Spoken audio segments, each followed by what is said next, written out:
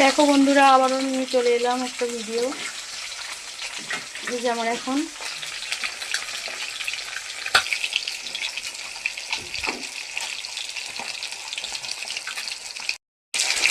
মাছ ভাজা হচ্ছে, রুই মাছ। এগুলো ভাজা হয়ে গেছে। রুই মাছটা ঝাল করব।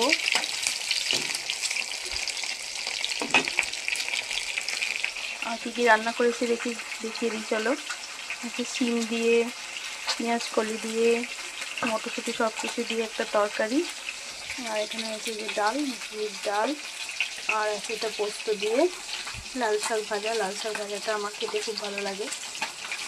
তো আমার মতো কার কার লাল শাক ভাজা পছন্দ জানিও। এখানে আছে কাঁকড়ার টক তেঁতুল দিয়ে।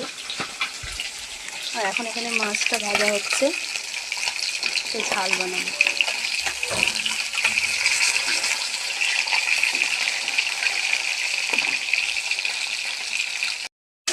মাছগুলো ভাজা হয়ে গেছে, তুলে নেবো এবার এগুলো।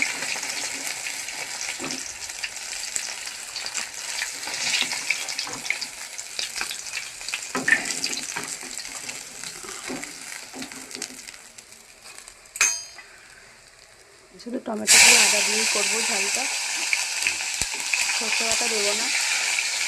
টমেটোটা ভালো করে ভেজে নেবো।